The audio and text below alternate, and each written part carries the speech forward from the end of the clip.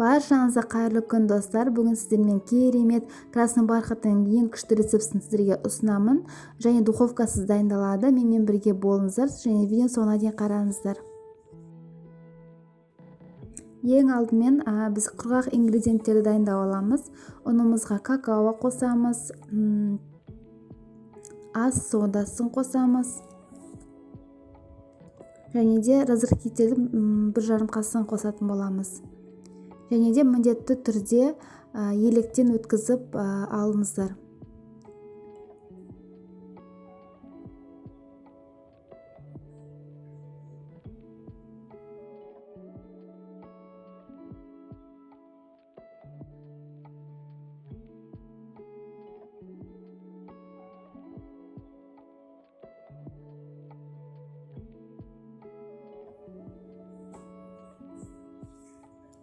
Жақсылап араластырып,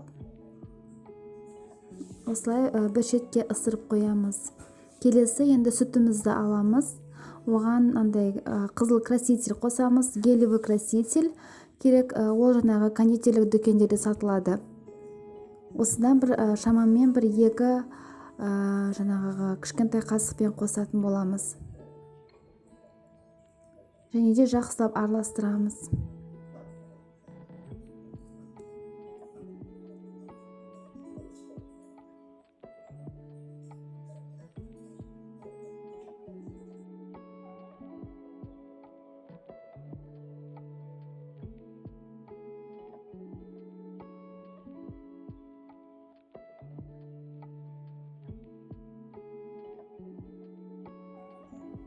Енді миксерімізді алып, жұмсақ сары майды саламыз ішіне. Сіздерде міндетті түрде осындай миксер болу қажет емес, кәдімгі миксер болса да бола береді. Енді үстіне қант саламыз. Және де миксермен әбден шайқап алатын боламыз.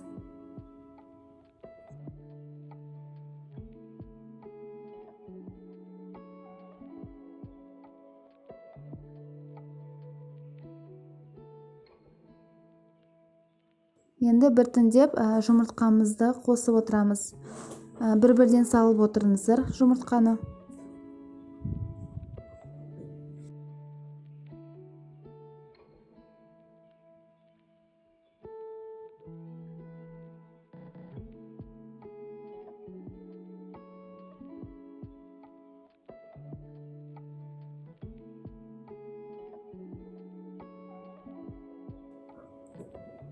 Енді үстіне сұйық майымызды қосамыз.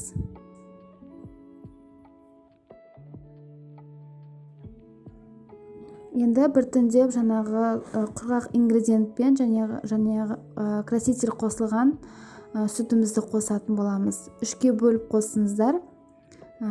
Сонда сіздердің жаңағы қамырларыңыз жақсы көтерілетін болады.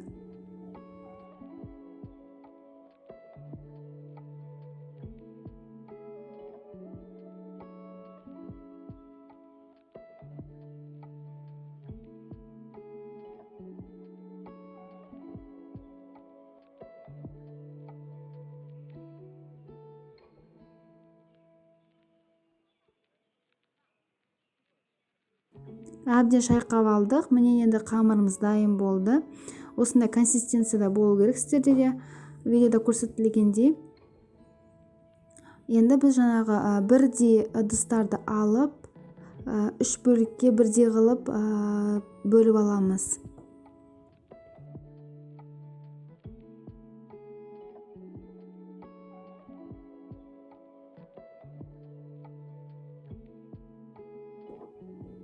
Енді біз жаңағы табанымызды алып, сковородка болсын, осындай табаны аласыздар да, бір бөлігін саламыз. Және жай отқа қойып қоямыз. Егер де сіздер табаларыңыз антипригарный болса, онда астына май жақпай қойыңыздар. Егер ондай болмаса, онда май жағып қойыңыздар кішкене, асты жабысып қалмас үшін. Енді осыны жай отқа 10-15 минутқа қоямыз.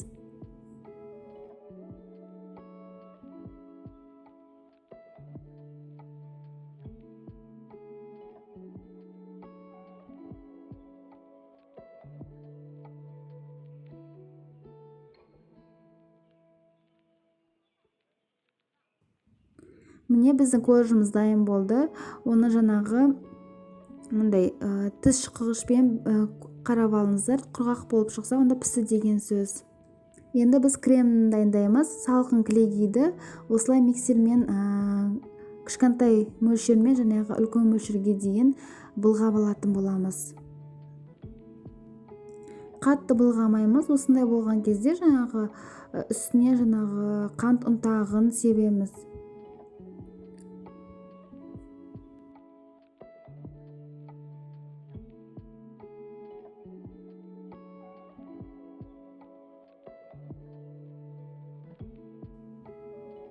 Сосын үстіне жаңағы творожный сырды қосатын боламыз.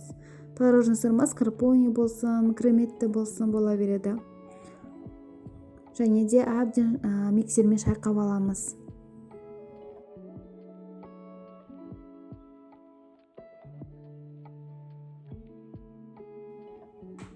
Сіздерде және осындай крем шығу керек, достар, өзінің формасын жақсы ұстайтындай. Енді осындай қапшыққа жаңағы кремімізді орналастырамыз, бізге ыңғайлы болуы үшін.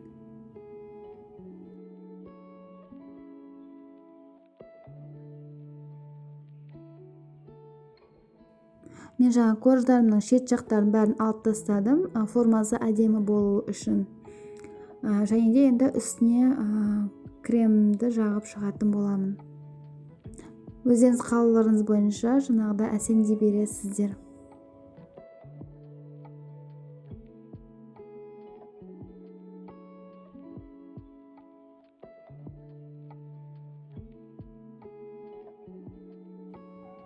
Міне мен достар жинап алдым. Енді үстіне таң қураймен әсемдеп шығамын. Сіздер өз қалауларыңыз бойынша әсемдей бересіздер, достар. Торт шын мәнінде керемет болып шығады, достар. Осы рецептпен дайындауға сіздерге кеңес беремін. Міне достар, мен тортым дайын болды. Өте керемет болып шықты. Сіздермен болған Әйгерім. Менің каналыма тіркеліп, лайк басып, комментарий қалдырып кеттіңіздер. Назарларыңызға көп-көп рахмет.